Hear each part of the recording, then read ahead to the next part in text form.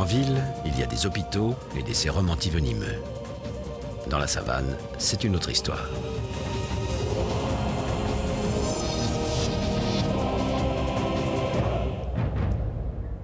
Bien naïf, celui qui croit trouver dans les arbres un refuge contre les serpents. Certains, comme ce boomslang, ne vivent que dans les arbres. Sa longueur, 2 mètres au moins. Sa couleur, le parfait camouflage pour chasser à l'affût dans le feuillage.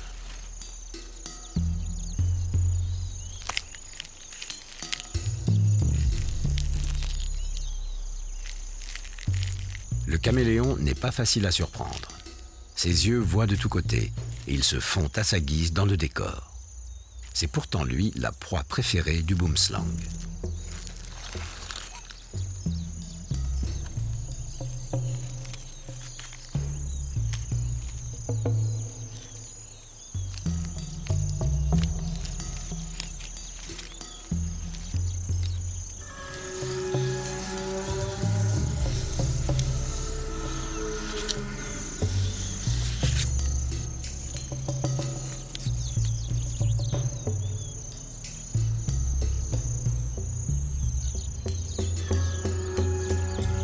Une légende africaine raconte que les dieux avaient confié au caméléon Sananga le secret de l'éternité afin qu'il le transmît aux hommes.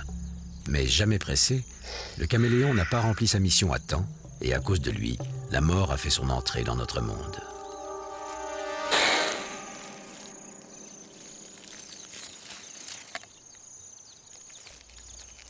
Extrêmement toxique, le venin du boomslang africain affecte le système cardiovasculaire et provoque presque toujours la mort.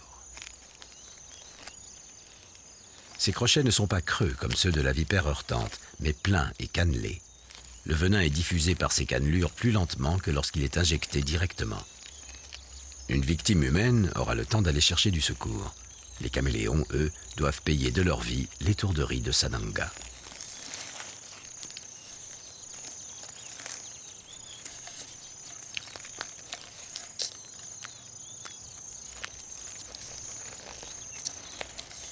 Le boomslang est un chasseur efficace, mais il existe en Afrique une autre espèce largement représentée dont les attaques sont encore plus fulgurantes.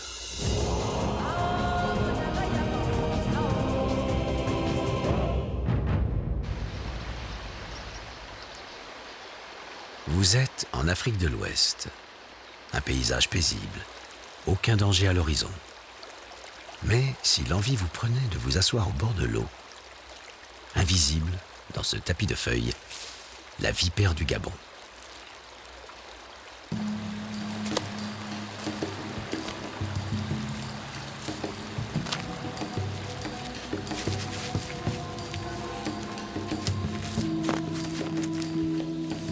Effrayante, mais pas agressive, elle n'attaque l'homme que si celui-ci la menace ou lui marche malencontreusement dessus.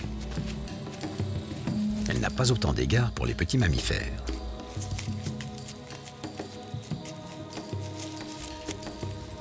Elle restera immobile des heures durant, jusqu'à ce qu'une odeur ou une vibration lui révèle la présence d'une proie.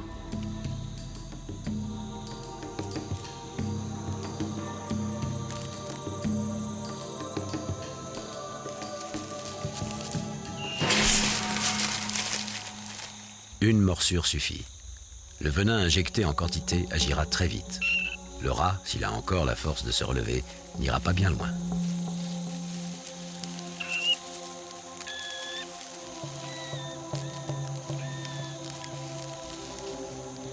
La vipère le suit à la trace, mais elle ne l'approchera pas tout de suite. Peut-être pour éviter d'être mordue ou griffée. Elle attendra que sa victime soit tout à fait morte.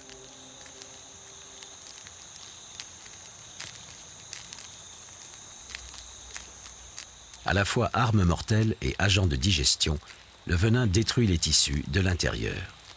Quand ils sont bien ramollis, la vipère du Gabon peut enfin ouvrir sa bouche d'ogresse pour dévorer sa victime.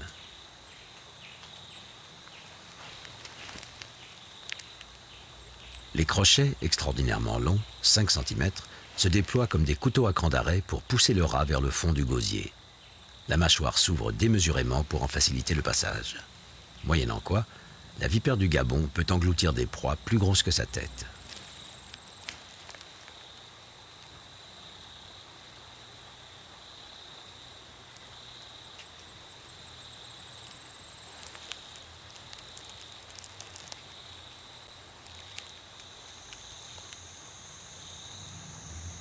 Une efficacité à faire froid dans le dos. Mais ces aspects mécaniques n'expliquent pas à eux seuls le succès des vipères. Leur faculté d'adaptation est un autre de leurs secrets. Certaines ont appris à vivre dans les milieux les plus inhospitaliers, comme le désert de Namib sur la côte sud-ouest de l'Afrique. La sécheresse paraît incompatible avec toute forme de vie. Heureusement, au petit matin, les vents de l'Atlantique Sud apportent un peu d'humidité. Quelques gouttes d'eau aussi précieuses ici que des diamants.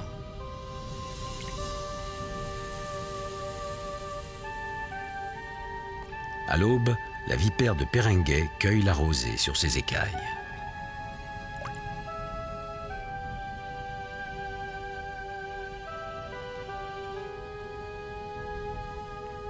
Vivre dans ce milieu est une succession de défis, comme celui de se déplacer sur le sable brûlant. Il atteint une température de 50 degrés. Elle ne pose que quelques boucles de son corps, juste de quoi avancer.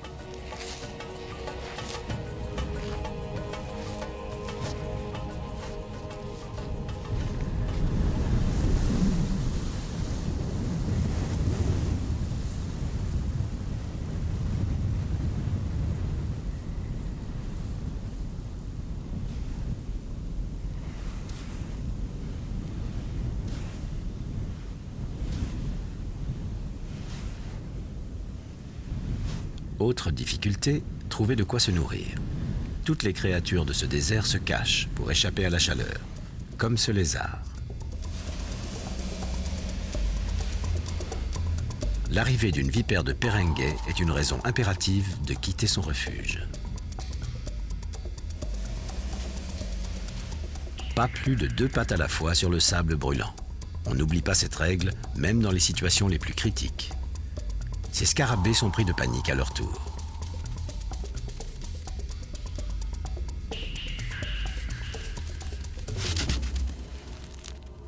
La vipère opte finalement pour sa tactique de chasse préférée, l'embuscade.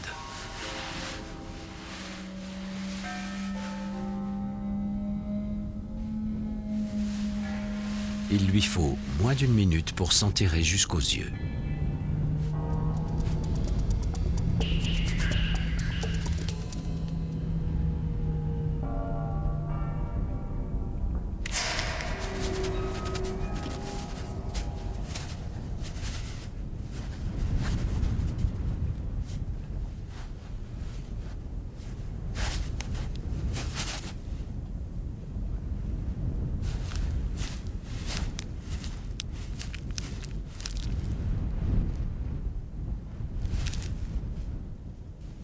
Ne quittant jamais son désert, la vipère de Perengay fait peu de victimes parmi les hommes.